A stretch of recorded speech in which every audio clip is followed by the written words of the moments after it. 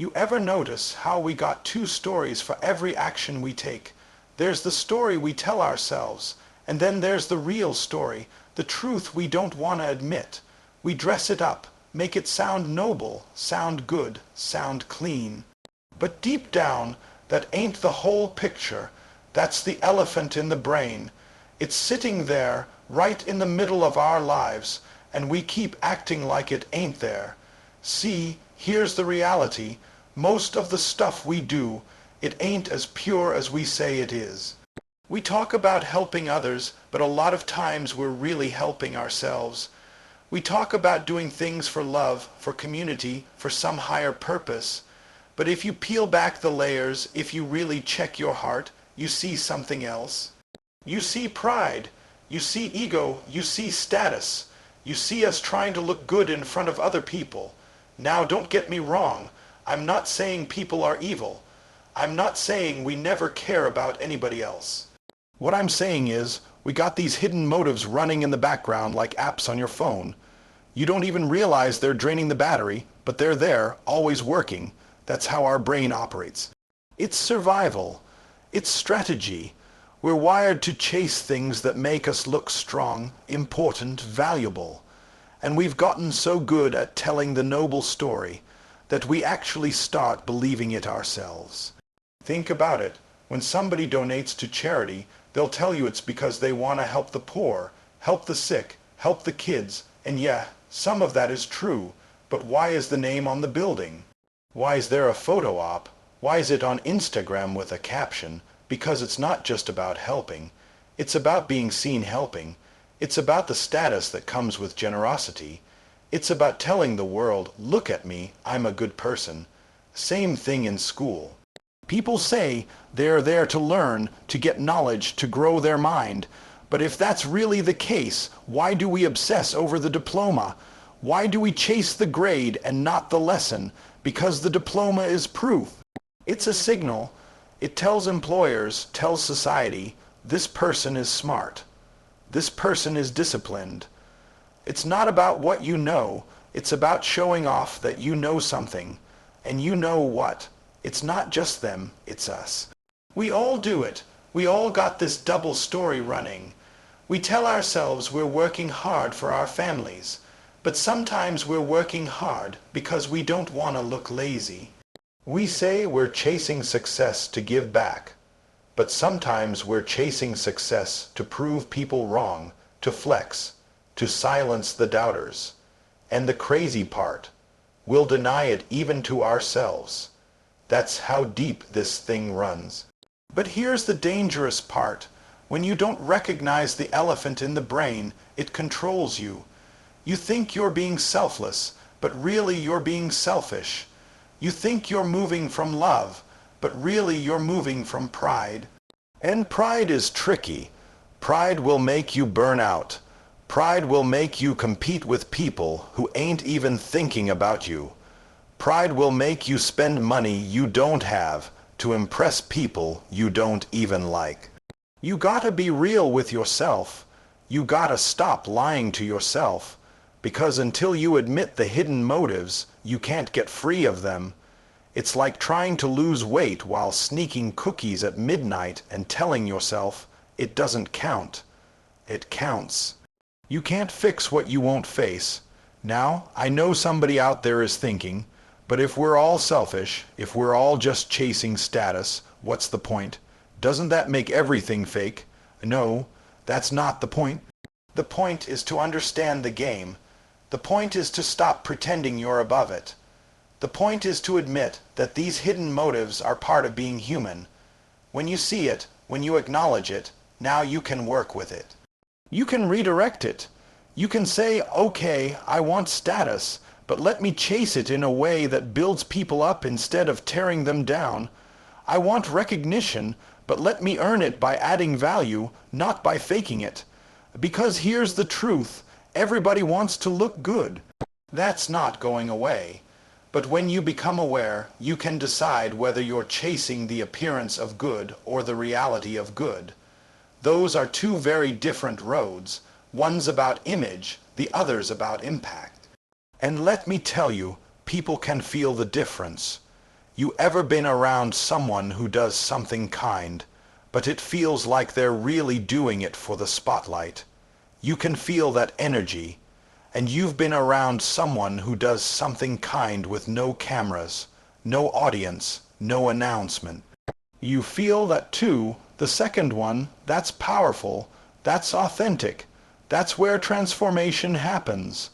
The elephant in the brain is big, it's heavy, it's right there. You can't move it by pretending it doesn't exist.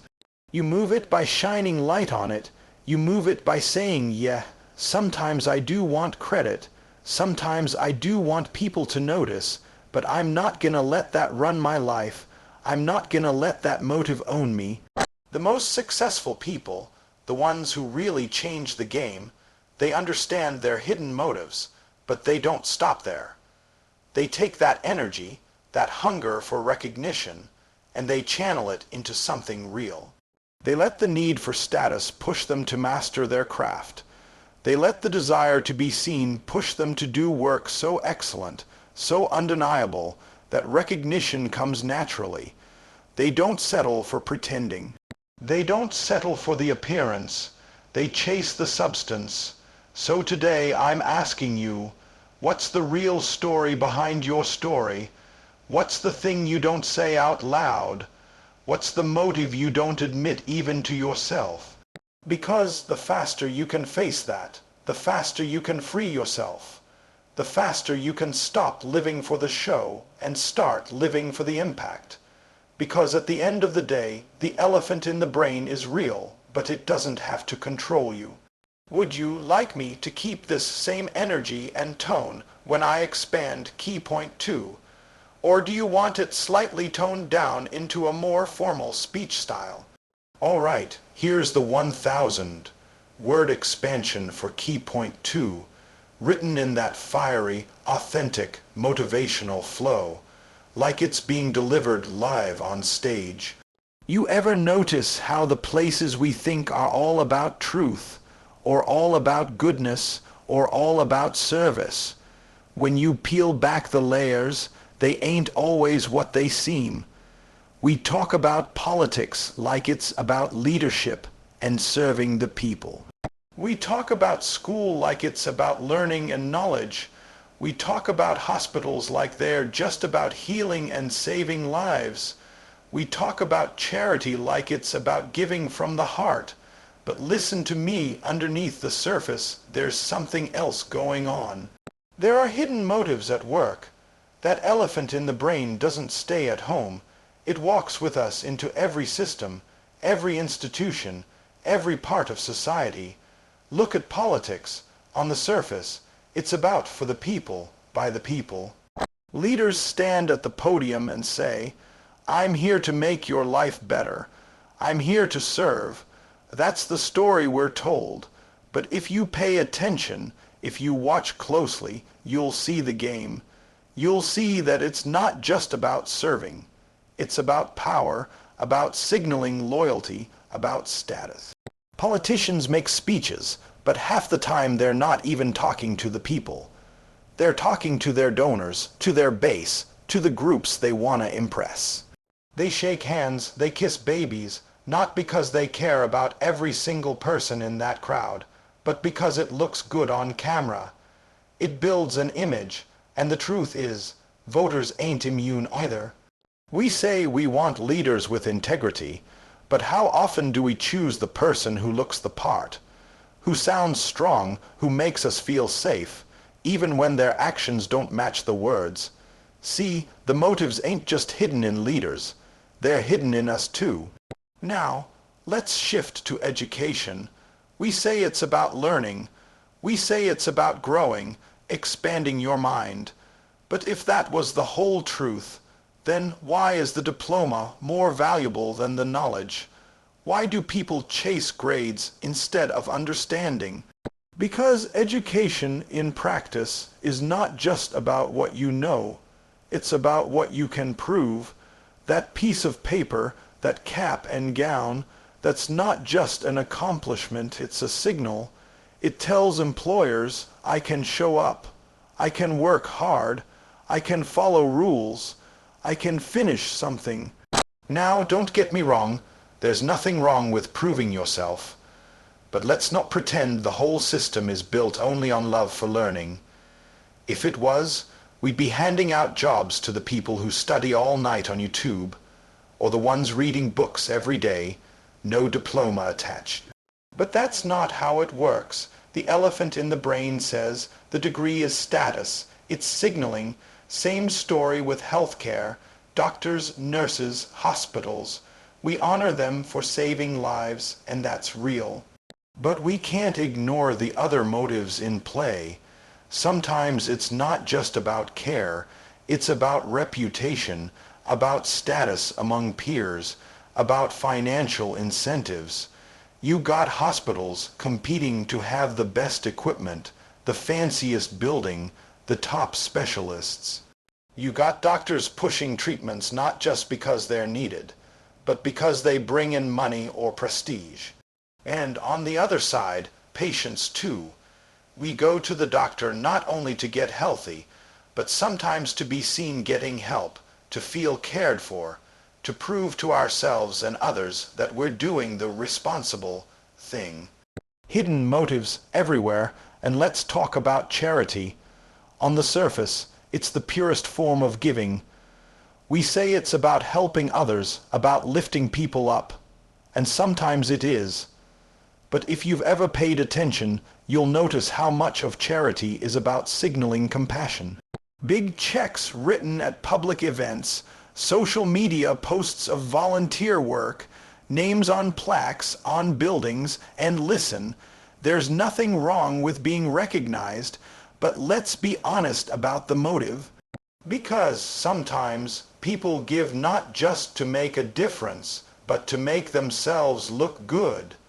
They give not just to help, but to climb the social ladder, and the crazy part, society rewards it. We clap. We applaud. We put them on a pedestal, because we too respond to the signal. Now, I'm not saying all these things, politics, education, healthcare, charity, are fake. I'm not saying they don't matter. What I'm saying is, they're human, and anything human comes with hidden motives. That's the elephant in the brain showing up everywhere we go. The problem is not that the motives exist.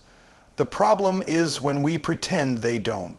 The problem is when we let the noble story blind us to the real game being played. See, when you understand this, you stop being naive. You stop taking everything at face value. You stop thinking that people always mean exactly what they say. And that awareness, it's power, because once you see it, you can navigate better. You can design systems better. You can hold yourself accountable. You can say, okay, I know part of me wants recognition, but let me not let that overshadow the actual good I'm trying to do. I know part of this system is built on signaling, but let me not let the signal replace the substance. Imagine if schools rewarded actual learning as much as they reward grades.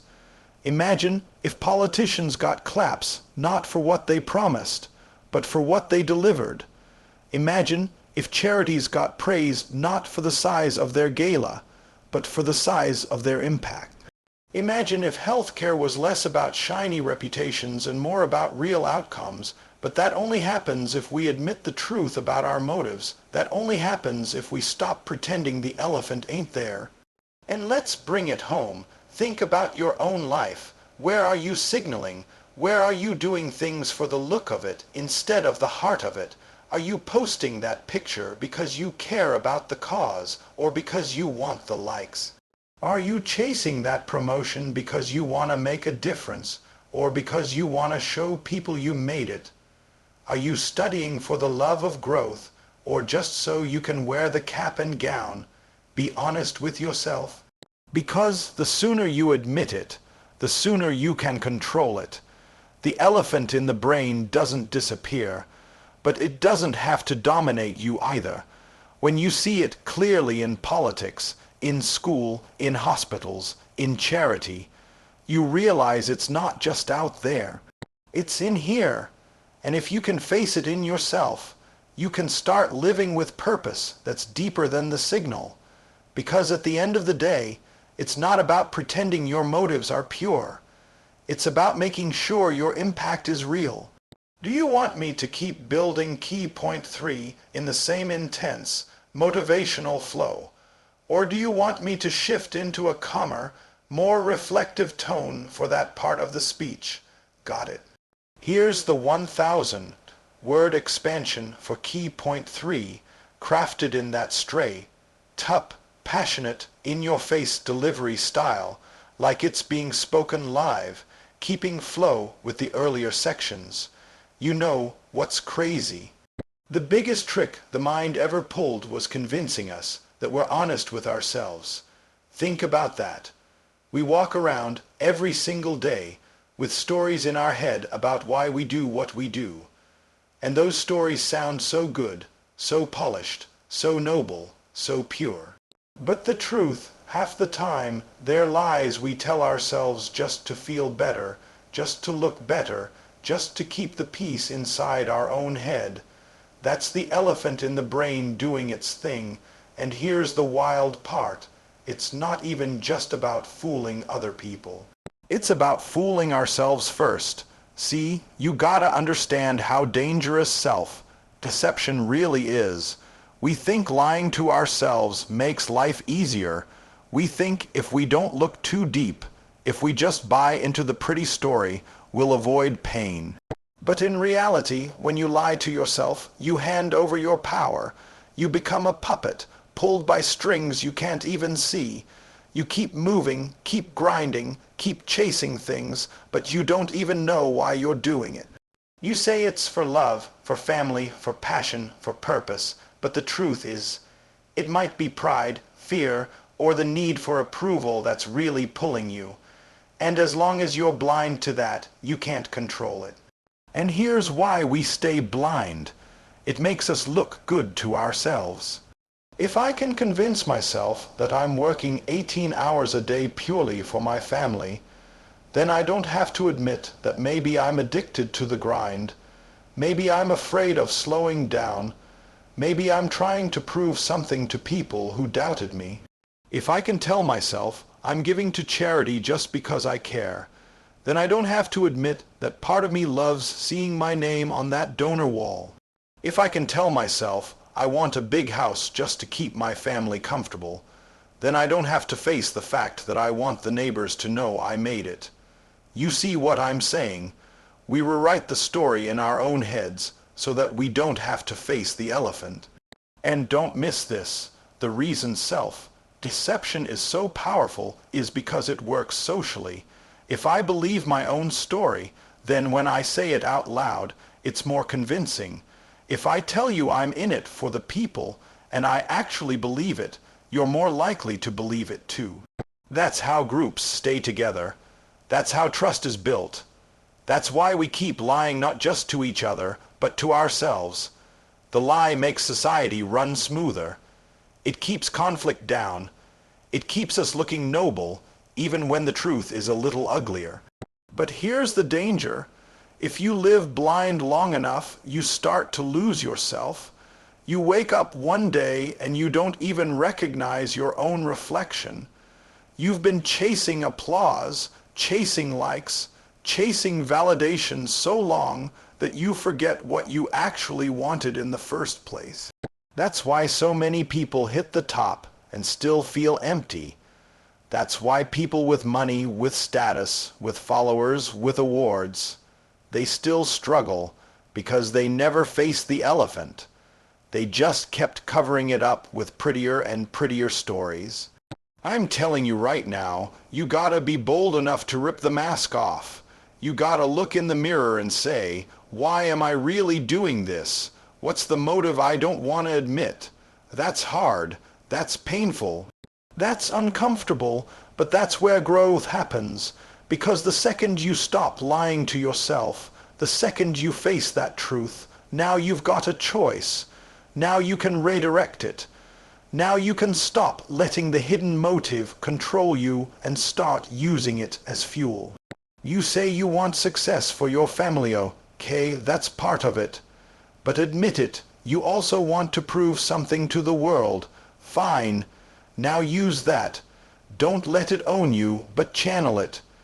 Use that desire for recognition to push you to master your craft so deeply that no one can deny your value. Use that pride not to stunt, but to raise the standard. But you can only do that if you're honest. If you keep pretending it's all noble, you'll never use the real motive with intention. And let me tell you something. When you start facing your hidden motives, people around you might not get it. They might say, "Why are you being so hard on yourself? Why can't you just enjoy the story?" But I'm telling you, the story is a prison if it's not the truth. The story keeps you blind. The story keeps you playing small. Because as long as you're lying to yourself, you can't break free from the pattern. And some of you right now, you're exhausted, not because of how hard you're working, but because you're living two lives. The life you're really living and the story you're telling yourself about it. That gap, that's what's wearing you down. That's why you can't find peace. That's why you feel restless even when everything looks good on paper. It's because deep down you know there's an elephant sitting in the middle of your brain, and you've been tiptoeing around it for years. But here's the good news. The moment you call it out, the moment you look at it and say, "Okay, I see you. I know why I'm really doing this," that's the moment you take back your freedom. That's the moment you stop being controlled by hidden motives and start steering your own life. It doesn't mean the motives disappear. It just means they don't run you anymore. You run them, and don't miss this. When you get honest with yourself, you give other people permission to do the same. When you stop pretending, you make authenticity contagious. You make it safe for others to admit, "Yeah, I want recognition too. Yeah, I want status too, but I'm not gonna lie about it. I'm not gonna let it define me. I'm gonna use it to do something real." That kind of honesty, that's power, that's leadership. The elephant in the brain is always gonna be there. That self-deception is always gonna be tempting. But you don't have to live blind. You don't have to keep telling yourself the pretty story. You can choose the truth, even when it hurts, because the truth is what sets you free. Because at the end of the day, the hardest person to be real with is yourself. But it's the only way to break through. Do you want me to carry this same fire into key point 4? Or should the closing point land softer, more reflective and hopeful? As the final takeaway, perfect, let's bring it home. Here's the 1,000-word expansion for key point 4, keeping the same raw, passionate, truth-filled energy, but with a sense of building toward closure and power. So now you see it, the elephant in the brain, the hidden motives, the self-deception. You can't unsee it. You can't just go back to pretending everything you do is pure and noble without knowing deep down there's more going on. But the question is, what do you do with that awareness? How do you live once you realize the stories you've been telling yourself aren't the whole truth? That's where the real breakthrough begins. Because here's the deal, awareness is power. Awareness is freedom. The moment you open your eyes and admit, "Okay, I don't just want to help. I also want to be seen helping. I don't just want success. I also want respect. I don't just want love. I also want admiration." That's not weakness. That's strength. That's courage, because now you're dealing with reality. Now you're not running from the elephant anymore. You're staring it in the face. And when you can face it, you can finally take control. See, most people go through life asleep. They move like zombies, doing what everybody else is doing, saying what everybody else is saying, repeating the same old stories about why they're grinding, why they're giving, why they're living the way they do. And it sounds good, but it's shallow, it's automatic, it's unexamined. But when you wake up, when you get honest, you stop living at the surface. You stop being controlled by motives you don't understand. You start living on purpose. You start making choices that actually align with who you are and who you want to be. Think about how powerful that is. When you're aware of your hidden motives, You can line them up with your values instead of letting them pull you away from your values. You can say, yeah, I want recognition, but I want recognition for building something that lasts, not for chasing trends. Yeah, I want status, but I want the kind of status that comes from serving, from uplifting others, not from tearing people down. Yeah, I want to look good, but I want to look good because my life actually has substance, not because I'm putting on a show. That's the shift. That's the transformation. And let me tell you, this ain't easy. It takes courage to be that honest. It takes humility to admit, I'm not as selfless as I thought I was. I'm not as noble as I made myself out to be. But when you find that humility, when you take off the mask, you step into real strength. Because nobody can manipulate you when you already know your own weaknesses. Nobody can use your pride against you when you've already owned it. Nobody can expose your hidden motives when you've already confessed them to yourself. That's bulletproof, that's untouchable, and don't get it twisted. This ain't about perfection. This ain't about eliminating every selfish motive, every prideful thought. You can't, you're human, the elephant will always be there. But what you can do is stop letting it run your life in the dark. You can bring it into the light. You can say, I know it's there, I see it, I feel it, but I'm choosing to act with integrity anyway. I'm choosing to align my actions with the greater good, even if part of me wants credit. I'm choosing to love deeply, even if part of me still wants admiration. That's maturity. That's growth. That's real freedom. And here's the beauty of it. When you live this way, when you're brutally honest with yourself, your relationships change. People start trusting you more, not because you're perfect, but because you're authentic. Your work changes.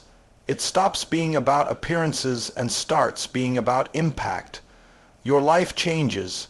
You stop chasing the illusion of success and start building the reality of significance. Because when your motives are clear, your actions become powerful. Some of you right now, you've been running from the truth for years. You've been telling yourself the same story because it's comfortable. But comfort is killing your growth. Comfort is the enemy of transformation. If you want to break through, you gotta be willing to step into discomfort, to look at yourself in the mirror and admit the parts of you that you don't like, the parts of you that aren't as noble as you thought. That's where the work begins. That's where the freedom begins. And listen, when you get there, when you face it and you own it, you become unstoppable, because now you're not just working hard, you're working wise. You're not just chasing status, you're chasing impact. You're not just signaling goodness, you're actually building goodness, and people can feel the difference. The world can feel the difference, because authenticity can't be faked. When you live with clarity, when you live with integrity, when you live aligned with truth, it radiates. People feel it in the way you speak, the way you move, the way you show up. And here's the final thing I want you to get: awareness is not the end. Awareness is the beginning. It's the foundation. Once you uncover the truth behind your actions, once you admit the hidden motives, now the real question is, what are you going to do with it? Are you going to keep pretending, keep performing, keep playing the game? Or are you going to rise up and start living with purpose? Start using your motives as fuel. Start aligning your life with something bigger than ego, bigger than pride, bigger than status. That's the choice. The elephant in the brain is real. The hidden motives are real. The self-deception is real. But awareness turns the game around. Awareness gives you the power to stop being a slave to your impulses and start being the author of your story. And when you do that, when you choose honesty, when you choose alignment, when you choose authenticity, you stop just existing and you start truly living. Because at the end of the day, the elephant only has power as long as you keep it in the dark.